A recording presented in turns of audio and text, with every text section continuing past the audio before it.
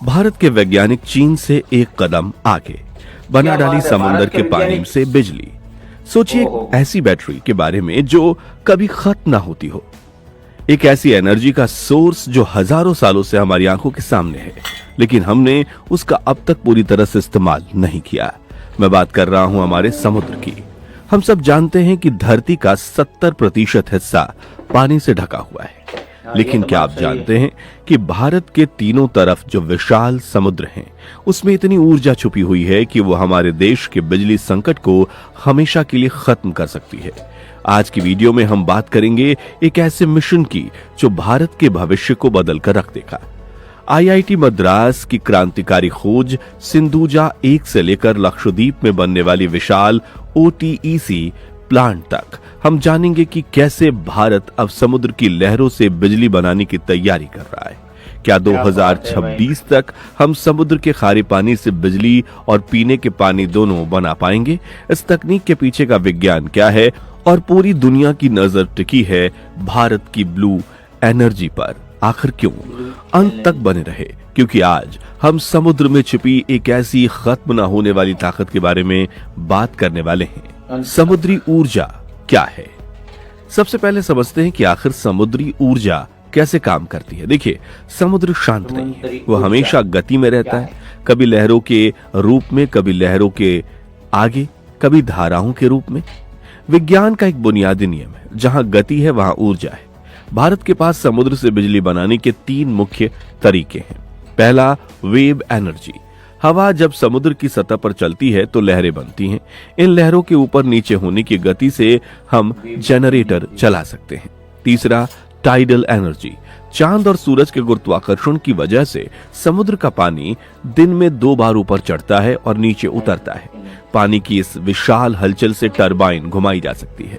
तीसरा, समुद्र तापीय ऊर्जा ओटीईसी। ये सबसे दिलचस्प है। समुद्र का ऊपर का पानी सूरज की वजह से गर्म होता है और गहराई का पानी ठंडा होता है। तापमान के इसी अंतर का इस्तेमाल करके बिजली बनाई जाती है। सरकार और वैज्ञानिक का मानना है कि भारत में समुद्री ऊर्जा की संभावनाएं बहुत विशाल हैं, लेकिन सवाल यह है कि हम इस दिशा में क्या कर रहे हैं। आईआईटी मद्रास और सिंधुजा 1 की कामयाबी। अब आते हैं आज की सबसे बड़ी खबर पर। भारतीय आईआईटी मद्रास के वैज्ञानिकों ने हाल ही में कमाल करके दिखाया है। उन्होंने एक उपकरण बनाया है जिसका नाम है सिंधुजा 1। सिंधुजा का संस्कृत मतलब होता है समुद्र से जन्मा। ये उपकरण देखने में एक तैरते हुए लंगर जैसा लगता है जो समुद्र की लहरों के ऊपर तैरता रहता है। इसके काम करने का तरीका बहुत सरल लेकिन शक्तिशाली है। जैसे ही समुद्र की लहरें आती हैं, यह उपकरण ऊपर और नीचे हिलता है। इस उपकरण के अंदर एक रॉड होती है जो अपनी जगह पर स्थिर रहती है और बाकी हिस्सा हिलता है। इस आपसी गति के अंदर लगा जनरेटर घूमता है और बिजली बनती है। आईआईटी मद्रास ने उस उपकरण को तमिलनाडु के तुतुकुड़ी तट से लगभग 6 किलोमीटर दूर समुद्र में उपस्थित प्रयोग किया, जहां 20 मीटर की गहराई में इसने सफलतापूर्वक बिजली बना दी। फिलहाल ये उपकरण 100 वाट की बिजली बना सकता है, जो सुनने में कम लग सकता है, लेकिन यह सिर्फ शुरुआत है। लक्ष्य ये है कि अगले 3 सालों में इससे 1 मेगावाट बिजली बनाई जाए।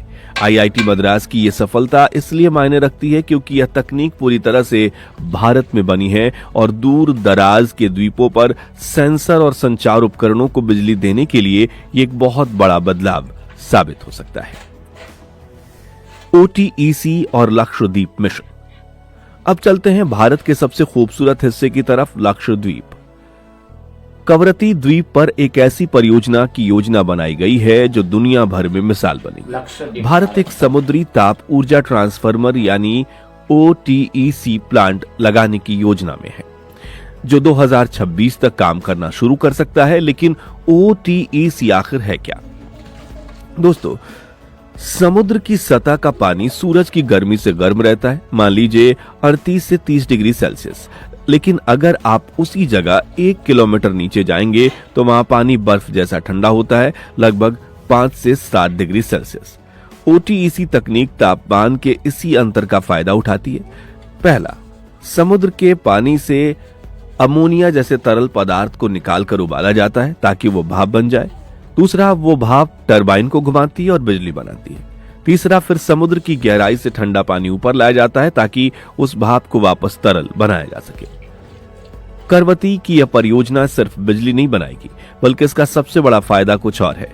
इस प्रक्रिया के बाद जो ठंडा पानी बचता है उसका उपयोग डिस्टिलेशन के लिए किया जाएगा, यानी समुद्र के खारे पानी को पीने लायक मीठे पानी में बदला जाएगा। लक्षद्वीप जैसे द्वीपों पर पीने के पानी की बहुत किल्लत होती है। यह प्लांट वहां हर रोज 1 लाख लीटर पानी पीने वाला बना सकता है। सोचकर देखिए, एक तरफ बिजली बन रही है और दूसरी तरफ पीने का पानी मिल रहा है, वो भी बिना पर्यावरण को नुकसान पहुंचाए। यह है तकनीक का असली कमाल। यह हमारे लिए महत्वपूर्ण क्यों है? अब हम वीडियो के सबसे महत्वपूर्ण हिस्से पर आते हैं। एक भारतीय होने के नाते ये तकनीकें हमारे लिए क्यों जरूरी हैं? देखिए, भारत के पास लगभग 7,500 किलोमीटर लंबी तटरेखा है, गुजरात से लेकर पश्चिम बंगाल तक, और हमारे द्वीप अंडमान और लक्षद्वीप हम समुद्र से घिरे हुए हैं। अभी हम अपनी ज्यादातर बिजली कोयला जलाकर बनाते हैं, जिससे प्रदूषण होता है और जलवायु परिवर्तन का खतरा बढ़ता है। दूसरा विकल्प है सौर और पवन ऊर्जा, लेकिन सूरज रात में नहीं चमकता और हवा हमेशा नहीं चलती। लेकिन समुद्र कभी नहीं सोता। लहरें 24 घंटे साल के 365 दिन चलती रहती हैं। ज्वारीय ऊर्जा और OTEC हमें लगातार बिजली दे सकते हैं बिना रुके। अनुमानों के मुताबिक भारत के पास 40,000 मेगावाट वेव ऊर्जा और 12,000 मेगावाट ज्वारीय ऊर्जा की क्षमता है। अगर हम इसका एक छोटा सा हिस्सा भी सही से इस्तेमाल कर लें तो हमारे हजारों गांवों और शहरों को हम रोशन कर सकते हैं। यह आत्मनिर्भर भारत की तरफ एक बहुत बड़ा कदम हो सकता है। हम ऊर्जा के लिए दूसरे देशों पर निर्भर नहीं रह सकते। हमारा समुद्र हमारी अपनी ताकत है। ज्वारीय ऊर्जा, चंद्रमा की शक्ति, तरंग और OTEC के अलावा एक और खजाना ज्वारीय ऊर्जा है। भारत में ज्वारीय ऊर्जा के लिए सबसे बेहतरीन जगह गुजरात के खंबात की खाड़ी और कच्छ की खाड़ी है, और पश्चिम बंगाल में सुंदरवन का क्षेत्र। यहाँ समुद्र का पानी दिन में जब हाई टाइड पर आता है तो उसकी गति और ऊंचाई बहुत ज्यादा होती है। इस पानी के रास्ते में बड़े बड़े टरबाइन लगाए जा सकते हैं। जैसे बांध से पानी गिरने पर बिजली बनती है, वैसे ही ज्वार के आने और जाने से ये टरबाइन घूमते हैं। हालांकि ज्वारीय ऊर्जा पर शोध अभी थोड़ा धीमा रहा है, क्योंकि इसके प्लांट लगाने का खर्चा बहुत ज्यादा आता है। लेकिन 12 गीगावाट की क्षमता एक बहुत बड़ा आंकड़ा है। सरकार अब नई नीतियों के साथ ऐसे क्षेत्र में निजी कंपनियों को बढ़ावा दे रही है। दोस्तों, सुनने में ये सब आसान लगता है, लेकिन अगर इतना ही आसान होता तो अब तक हमने ये जगह प्लांट लगा दिए रहते। सच्चाई यह है कि समुद्र से बिजली बनाना दुनिया के सबसे मुश्किल कामों में से एक है।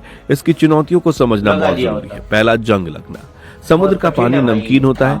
खारा पानी किसी भी धातु को बहुत जल्दी खराब कर देता है। सिंधुजा एक जैसे उपकरणों को सालों तक पानी में रहना है, इसलिए उन्हें ऐसी सामग्री से बनाना पड़ता है जो जंग ना खाए, जो कि महंगी। दूसरा, तूफान और चक्रवात। समुद्र का मौसम कभी भी बदल सकता है। जब तूफान आता है तो लहरों की ताकत कई गुना बढ़ जाती है। हमारे उपकरण इतने मजबूत होने चाहिए कि वे सुनामी या चक्रवात को झेल सके। तीसरा, महंगे उपकरण। फिलहाल समुद्री ऊर्जा से बनने वाली बिजली सौर या पवन ऊर्जा के मुकाबले महंगी है। तकनीक नई है, इसलिए शोध और इसमें लगने वाला खर्च ज्यादा है। चौथा, समुद्री जीवन। हमें यह भी ध्यान रखना है कि टरबाइन या प्लांट लगाने से मछलियों और समुद्री जीवों को नुकसान न पहुंचे। लेकिन अच्छी बात यह है कि IIT मद्रास, राष्ट्रीय महासागर प्रौद्योगिकी संस्थान NIOT और भारत सरकार इन चुनौतियों को सुलझाने के लिए दिन रात मेहनत कर रहे हैं। इन चुनौतियों के बावजूद भारत सरकार का नजरिया साफ है। नवीन और नवीकरणीय ऊर्जा मंत्रालय MNRE ने अब ज्वारीय और तरंग ऊर्जा को रिन्यूएबल एनर्जी का दर्जा दे दिया है। इसका मतलब है कि जो कंपनी इसमें काम करेगी उन्हें वही फायदे मिलेंगे जो सौर और पवन ऊर्जा कंपनियों को मिलते हैं। सरकार अनुसंधान और विकास R&D पर भारी निवेश कर रही है। करवती का प्रोजेक्ट सिर्फ शुरुआत है। अगर यह प्रोजेक्ट 2026 में सफल होता है तो इसे मॉडल बनाकर अंडमान और निकोबार और दूसरे तटीय इलाकों में भी लागू किया जा सकेगा।